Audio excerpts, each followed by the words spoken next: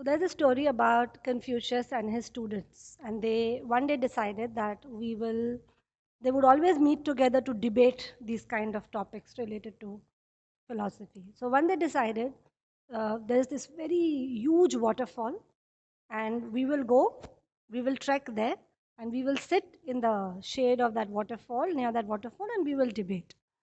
So they said, fine. So they all started trekking towards the waterfall.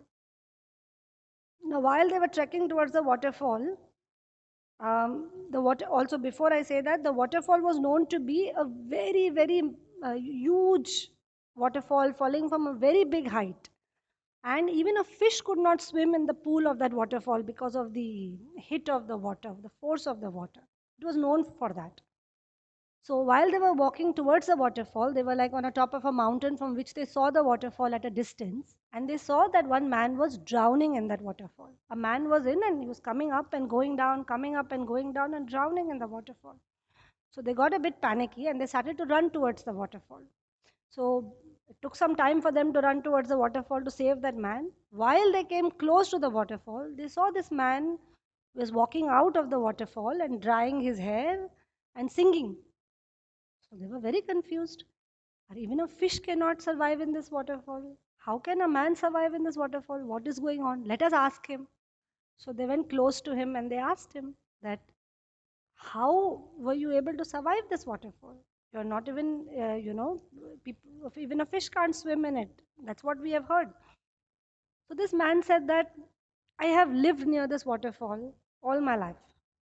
I understand this waterfall. I understand that it the force of it pushes me up and throws me down, both. So when I get into this waterfall, I don't have to swim. I just have to be. When the force pushes me up, I breathe. When the force pushes me down, I stop breathing. Then it pushes me up again after some time and I breathe.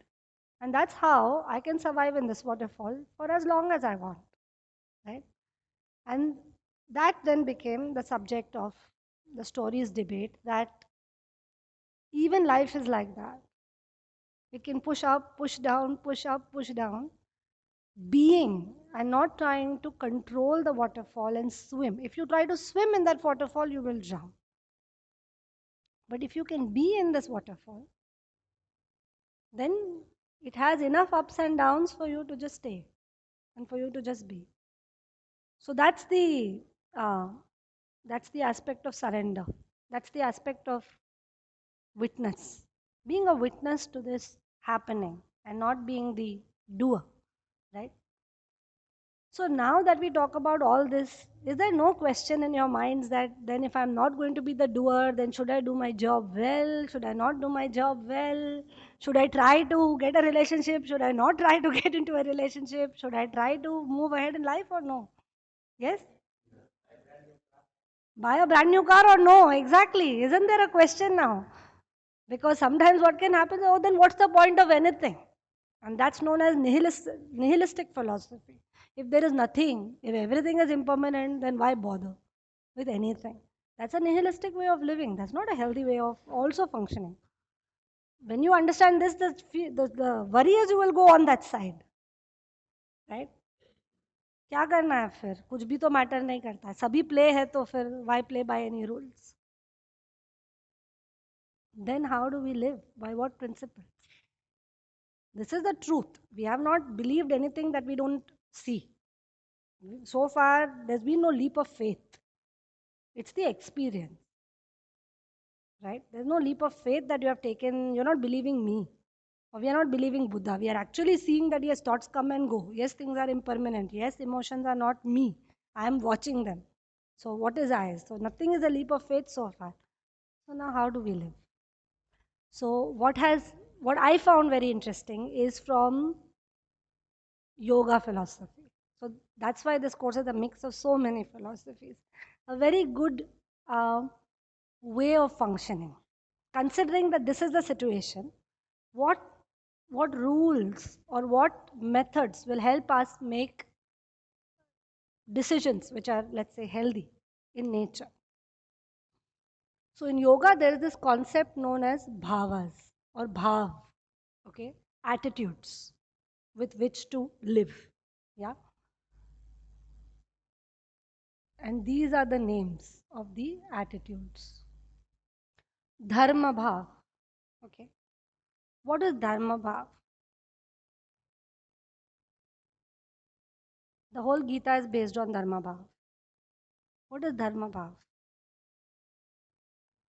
Do your job, do your duty.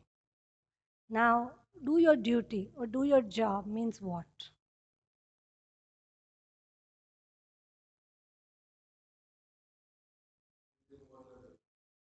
Do what you feel is right for you, is the right thing for you to do. As a contribution to the universe, whatever is the right thing for you, the universe has molded you in a certain way, given you certain causes and conditions. Don't own it. This is my job. I have to do it a certain way. No, it's given to me to do. Let me perform it to the best of my ability. That's dharma bhav. Without any, I mean, the whole karma nivadikara says that, no, without any expectation, without any fruit, expectation of fruit. So the idea is that you do your job. How have you happened to come upon this time? And when I say job, I don't mean job. I mean whatever is given to you, the role that's given to you. Not knowing sometimes could be the role that is given to you for some time in life. You don't know. It's okay to not know. Most of the time, we are wondering whether I should do this or that, this way or that, because we are so fearful of making wrong choices. We are so fearful of not doing the right things, of not forgiving ourselves if we do the wrong things. See, all this can go away now with our understanding of the context. All this is not making sense. All this is an egoistic thought. So, what do? You do what you're supposed to do. Sometimes, now let's say somebody, you're a boss, somebody is not performing correctly. It is your job as a boss to tell them off. It is not that you have to sit quietly and be nice. It is your job to say, hey, you have to do this properly. You're not doing this properly. But it's playing the game without falling for the fact that that's the truth. You understand? It's your job to do it, but to know that this is a play. Outside this play, this person is caught up by his causes and conditions, will and will not do the job properly, will and will not come on time, and so on. But it is also your job to say what you have to say, and that person's destiny to listen to this. It's a part of that person's process to listen to you. Is this making some sense? This is dharma bhav, working without ego. All these bhavas, there is no ego. There is a sense of, now that I am not engaged and caught up with all of these ideas, with a free mind, I think of what is right. And sometimes what I do right might hurt others also. And sometimes what I do and take a call on might disturb some people also. But if this is the right thing to do, it's my dharma to do, I have to do it. You understand? And this is why Buddha left his wife and a 1-year-old child and went. And a lot of people cannot understand. A lot of people say, oh, he must be so selfish to do that. But at some point, if it's your dharma to do something, you have to do it. That's it. If it's the right thing to do. And this is how Buddha explains right action. One of the eightfold is right speech, right action, right view, right effort, right mindfulness. These are the eightfold path. Right action. Right action is action which is without ego, based on what is given to you, your causes and conditions, the next step you take. Okay. Dharma Bhav does not have any interest in what's going to happen out of this action beyond a point, because it has interest in this seems to be the next thing to do. Where this is going to lead me 5 years down is not its concern. Right now, I am in a job. My job is to do it with full energy, with full focus. I'll do it. That's it. Whether the job is going to be the right job later, that's all not important at this point. If you have questions about you're doing the right thing or not, wait till the answers come for some time. The answers will come. Then do what is required then. But not operating out of fear. So these are just guiding principles that can help us in living. Yeah. Jnana bhav is right understanding, right knowledge, right understanding, what we are doing, understanding things in a right fashion, living with the right understanding, living with the jnana bhav, same, gyan. knowing, knowledge, right understanding, right knowledge, not just knowledge, not just information, but right knowledge, right understanding of things. So this is right understanding. No, I'm able to watch my thoughts. The thoughts are not me. All this is right understanding. So working with that. Then vairagya bhav, letting go, detachment, or rather non-attachment. Detachment is I have to not be attached to this. That is another problem, no? I'm very attached to my child. Oh my God, I must not attach to my child. When I recognize my child is going to go through this impermanent, of course I love my child. There's no lack of love. But the knowledge that this is changing doesn't let me hold too hard. That's all. That's non-attachment. So I have my car. Do I enjoy it? Of course I enjoy my car with the knowledge that it is prone to break down. I enjoy my job. I enjoy my, and that's why monks are happy. Because not because they're detached and they don't care. They really care. But they recognize that things are shifting. And there is no catching on. That is why they are happy. Because they worked on this idea. Right? So there is no detachment, there is no coldness, there is no aloofness in non attachment. It is a loving, compassionate, gentle holding, but with the recognition that this is the nature of things. That's it, right?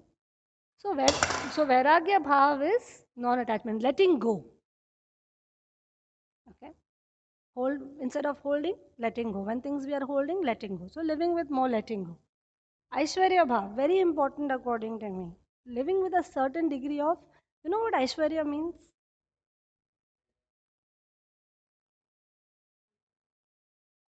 Aishwarya's pride. But this is not an egoistic pride. This is the pride that the universe created me for a reason, exactly as I am, right? Why wouldn't I be happy with who I am?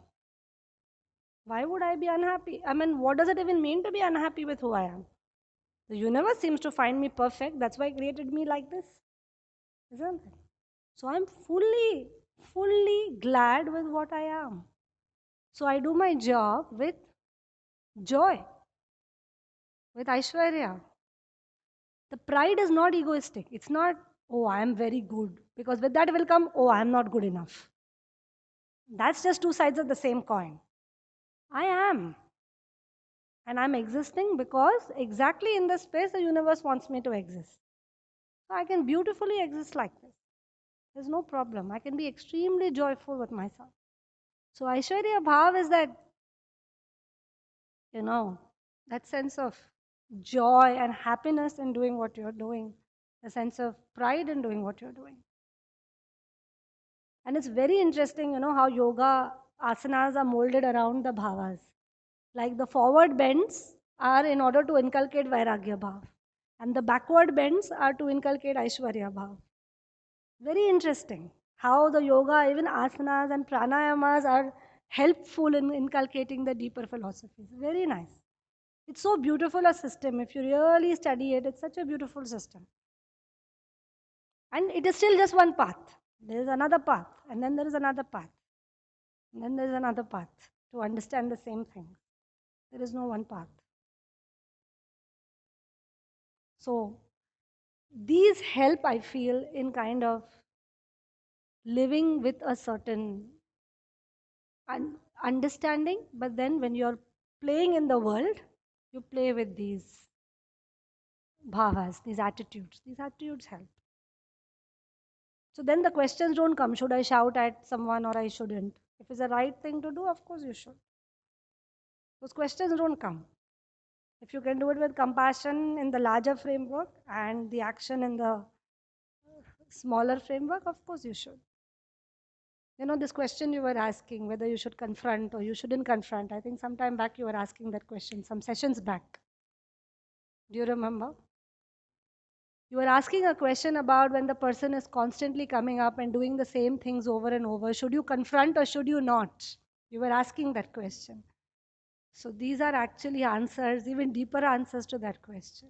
If confronting seems like the right thing to do, of course you must confront. If it's the dharma, yes. If letting go is the right thing, yes, but all in the framework of I'm just the watcher, my ego is not involved, and that person is caught up with their ego, therefore they are behaving like this. With this right understanding, with this right jnana, you can do whatever is required. So actions don't matter, motivations matter.